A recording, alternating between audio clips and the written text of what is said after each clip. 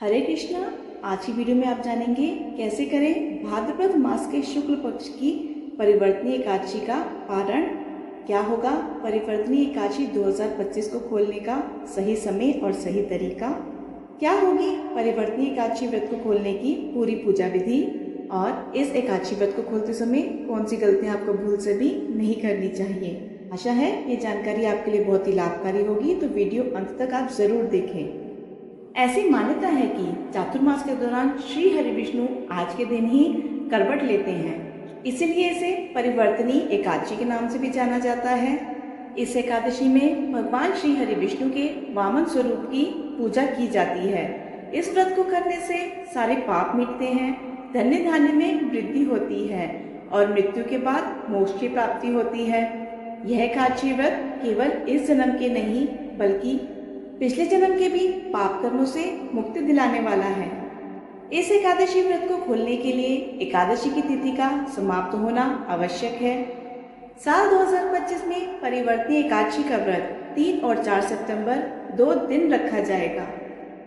भादो मास शुक्ल पक्ष की एकादशी तिथि प्रारंभ हो रही है 3 सितंबर बुधवार सुबह 3:54 पर और तिथि समाप्त होगी 4 सितंबर गुरुवार सुबह 4:21 पर।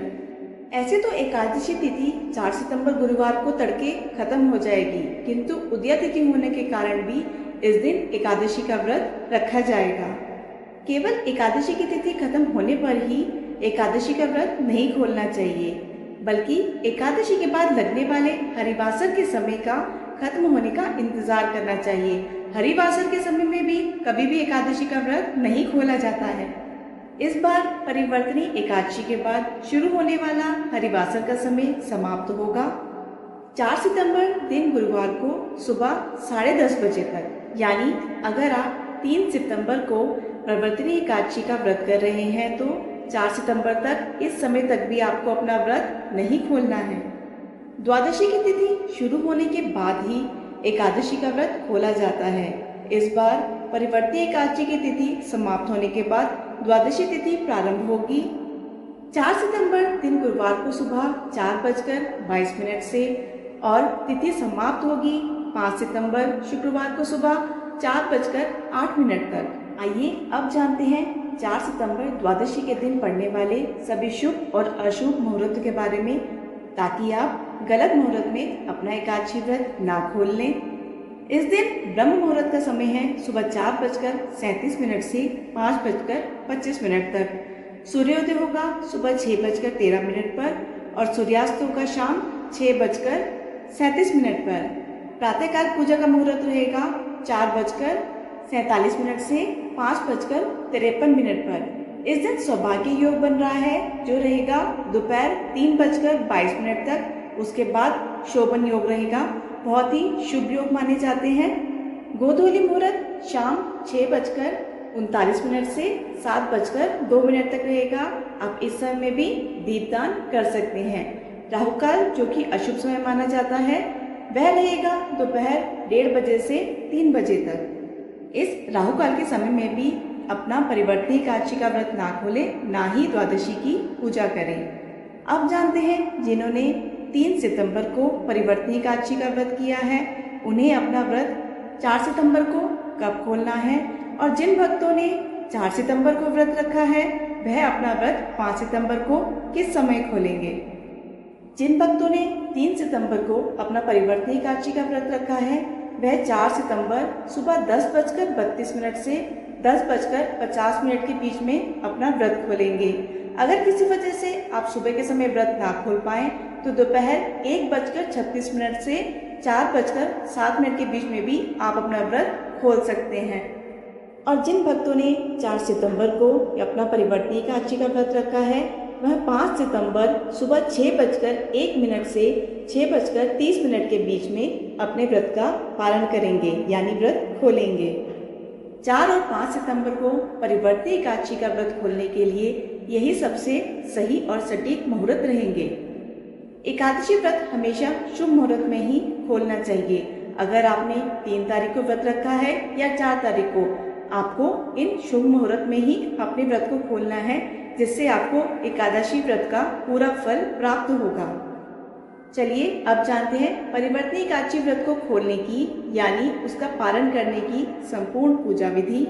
एकादशी व्रत का पारण करने से पहले ये ध्यान रखें कि मुहूर्त के हिसाब से द्वादशी तिथि शुरू हो चुकी हो। अगर द्वादशी तिथि सूर्योदय से पहले ही समाप्त हो चुकी हो तो एकादशी व्रत का पारण सूर्योदय के बाद करें। इस बात का खास ख्याल रखें कि द्वादशी तिथि के अंदर ही पारण ना करना पाप करने के समान माना जाता है। इसलिए द्वादशी तिथि के शुभ मुहूर्त के अंदर ही एकादशी व्रत का पारणा करें, तभी आपको एकादशी व्रत का पुण्य मिलेगा, अन्यथा आपका एकादशी का व्रत मान्य नहीं होगा। एकादशी व्रत का पारण समय सुबह का ही होता है। एकादशी व्रत करने वाले भक्तों को मध्याह्न यानी शाम के समय व्रत तोड़ने से बचना चाहिए। अगर किसी कारण से कोई प्रातःकाल में पारण नहीं कर पाया है तो फिर उसे मध्याह्न यानी शाम के बाद ही व्रत का पारण करना चाहिए। एकादशी के अगले दिन सुबह जल्दी उठकर स्नान आदि से निर्वृत हो जाएं और सबसे पहले तुलसी देवी में जल अर्पित करें, क्योंकि पूरा दिन बिना जल के रहने से तुलसी देवी सूख सकती हैं। क्योंकि एकादशी तिथि पर तुलसी देवी को जल नहीं दिया जाता, इसलिए द्वादशी तिथि पर सबसे पहले तुलसी देवी को जल देना आवश्यक है। फिर तुलसी देवी को फूल चढ़ाएं और उनकी आरती करें। आरती करने के बाद उनकी 7 बार परिक्रमा करें। तुलसी देवी की रोज परिक्रमा करने वाले मनुष्य को कभी भी यमराज के दर्शन नहीं करने पड़ते। अब विष्णु जी की पूजा के लिए तुलसी देवी के कुछ पत्ते ले लें। अब विष्णु जी को स्नान कराकर उनका पीले वस्त्रों से श्रृंगार करें। उनको पीले फूल और तुलसी पत्र चढ़ाएं। फिर भगवान विष्णु की आरती करें और आरती के बाद जाने अनजाने में छोटी बड़ी कोई भी हुई भूल की करुणामयी भगवान श्री हरि विष्णु से क्षमा मांगे। भगवान श्री हरि से क्षमा मांगते हुए आपको यह मंत्र बोलना चाहिए।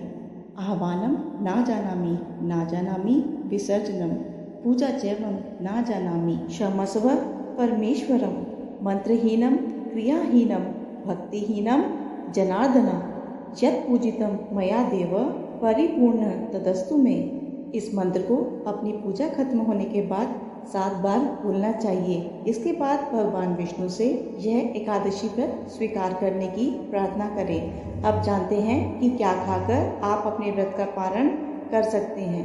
द्वादशी के दिन भगवान विष्णु को घर पर सात्विक तरह से बने हुए भोजन का ही भोग लगाएं। यह पकवान मीठे और नमकीन दोनों ही हो सकते हैं। यदि आप द्वादशी के दिन भगवान विष्णु को मीठे चावलों का भोग लगाते हैं तो यह और भी अधिक शुभ होगा, क्योंकि द्वादशी के दिन पीले और मीठे चावल खाना बहुत ही शुभ माना जाता है। एकादशी के व्रत में चावल खाने पर रोक होती है, इसलिए द्वादशी के दिन व्रत को खोलते समय चावल खाने का ही नियम है। मान्यता है कि एकादशी के दिन चावल खाने से शरीर छोड़ने के बाद वह मनुष्य रेंगते हुए जीवों के रूप में जन्म लेता है। लेकिन द्वादशी को चावल खाकर एकादशी का व्रत खोलने वाला मनुष्य मोक्ष को प्राप्त करता है। को एकादशी व्रत का पारण करने के लिए पकाए जाने वाले भोजन में शुद्ध देसी घी का प्रयोग करना चाहिए। यह सेहत के लिए भी बहुत अच्छा होता है और इसमें शुद्धता भी होती है। आंवले के पेड़ पर भगवान श्री हरि विष्णु का वास माना गया है। इस कारण आंवले का भी एकादशी के व्रत में विशेष महत्व माना गया है। एकादशी व्रत का पारण करने के दौरान आप आंवला भी खा सकते हैं। आंवला खाकर एकादशी व्रत खोलना भी बहुत शुभ होगा। इससे आपको अखंड सौभाग्य, निरोगी स्वस्थ शरीर और संतान सुख की प्राप्ति होती है। एकादशी का व्रत खोलने के लिए द्वादशी के दिन आप जो भी सात्विक भोजन बनाएं उसे भोग और भगवान श्री हरि विष्णु को चढ़ाई गई तुलसी के पत्ते को पानी के साथ लेकर ही अपना व्रत खोलें। पर यह ध्यान रखें कि एकादशी व्रत का पारण किसी मीठी चीज़ से भी किया जा सकता है। व्रत के पारण के लिए आप भगवान श्री हरि विष्णु को भोग में मिठाई और मौसमी फल भी दे सकते हैं। पारण के भोजन में सेम की सब्जी खाने का भी विशेष महत्व माना जाता है। विशेष तौर पर एकादशी के व्रत में सेम को कफ और पित्त का नाशक माना गया है। ऐसे में एकादशी व्रत का पारण करते समय सेम को एक अच्छे भोज्य पदार्थ के रूप में देखा जाता है। पारण के दौरान आप सूखे मेवे जैसे कि बादाम, अखरोट, पिस्ता, किशमिश आदि भी खा सकते हैं। इसके अलावा दूध और दूध से बनी मिठाइयाँ भी एकादशी के व्रत के पारण में खाई जा सकती हैं। आशा है आपको ये जानकारी पसंद आई होगी। ऐसी और जानकारियों और व्रत कथाओं के लिए चैनल को सब्सक्राइब करना ना भूलिए। वीडियो पसंद आई हो तो वीडियो को लाइक शेयर ज़रूर कीजिएगा। धन्यवाद।